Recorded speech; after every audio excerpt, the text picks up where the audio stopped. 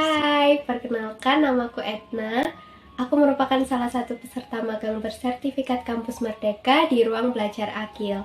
Di sini, aku tergabung dalam divisi produser membaca nyaring atau read aloud. Nah, salah satu kegiatan rutin dari divisi ini adalah produksi video membaca nyaring. Salah satu kompetensi yang menarik minatku sebagai mahasiswa sastra terkait penulisan narasi dan deskripsi video produknya. Hal inilah yang membangun ekspektasi bekerja pada divisi ini tidak jauh berbeda dengan content writer. Ternyata tebakanku meleset. Selain berurusan dengan tulis-menulis, aku juga harus berurusan dengan berbagai macam pihak, mulai dari relawan, kolaborator, hingga narasumber coaching. Dan beginilah rutinitasku setiap hari selama magang di Ruang Belajar Akil.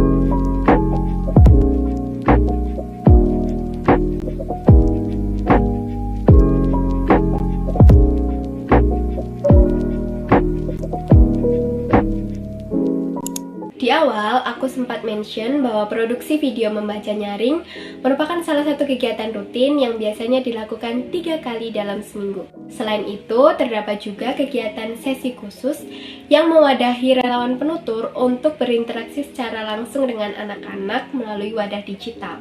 Nah, relawan penutur sendiri merupakan seorang yang membacakan cerita atau membawakan cerita kepada anak-anak. Selama menjadi produser video membaca nyaring, tentu banyak hal-hal tidak terduga terjadi di luar kendaliku. Disinilah kemahiranku untuk mengelola emosi dilatih. Emosi merupakan salah satu penyumbang terpenting untuk meningkatkan produktivitas di tempat kerja. Jika kita dikelilingi oleh orang-orang dengan emosi yang positif, maka kita akan merasa lebih enjoy ketika bekerja. Nah, mindfulness dapat diterapkan dalam hal ini. Sederhananya, ketika kita makan dan menikmati rasanya, merasakan teksturnya, maka makanan yang masuk dalam tubuh kita tentu akan tercerna dengan baik. Sama halnya saat kita bekerja. Ketika kita fokus pada satu tugas dan menyelesaikannya hingga tuntas, maka output yang dihasilkan akan lebih berkualitas daripada harus melakukan multitasking. Lalu, gimana cara aku menerapkannya selama proses magang di Ruang Belajar Akil? Salah satunya melalui penyampaian rencana belajar di setiap pagi. Dengan adanya hal tersebut, aku dapat mengukur skala prioritas tugas yang akan dikerjakan pada hari itu sesuai dengan kemampuanku. Hal kecil seperti ini nyatanya dapat mengurangi intensitas procrastinating dalam pekerjaan sehari-hari. Sekali waktu, aku pernah mengikuti sesi khusus dengan penuturnya seorang anak yang berusia 9 tahun. Meskipun aku tidak berkoordinasi atau bersinggungan secara langsung dengan penutur ini, tetapi aku bersyukur banget bisa tahu dan kenal dia. Karena meskipun dia masih kecil, tetapi dia berani untuk tampil di depan banyak orang dan keberaniannya ini patut untuk diapresiasi. Jujur saja, semakin bertambah dewasa, aku sendiri semakin ragu untuk mengambil kesempatan yang ada di depan mata karena ketakutan yang aku buat sendiri. Nah, dari hal kecil inilah, itu dapat mengubah mindsetku tentang hidup. Kita memang tidak dapat lepas dari omongan orang lain, tetapi kita dapat mengabaikannya dan percaya dengan diri kita sendiri. Selama magang di ruang belajar Akil, banyak sekali hal-hal baru yang aku pelajari dan tentunya aku mendapatkan gambaran mengenai dunia kerja itu seperti apa.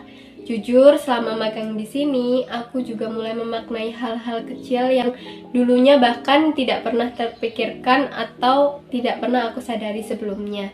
Salah satunya mengenai kekuatan berbagi dan berkolaborasi. Selain itu, benar adanya bahwa bahagia itu sederhana. Dengan melihat senyum dan semangat anak-anak yang mau belajar melalui kegiatan ruang belajar Akil, memberikan memori tersendiri untuk hidupku. Terima kasih kepada ruang belajar Akil yang telah memberikan kesempatan untuk bisa belajar dan mengembangkan diri di sini.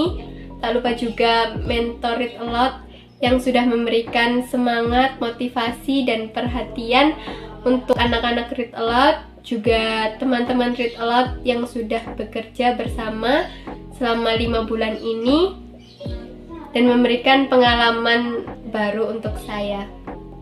Kiranya cukup dari saya. Apabila ingin mengetahui lebih lanjut mengenai ruang belajar Akil, dapat mengunjungi websitenya di ruangbelajarakil.org atau melalui Instagram di ruangbelajarakil_id. Mohon maaf apabila ada kekeliruan dalam berkata atau berucap. Sekian dari saya, ciao!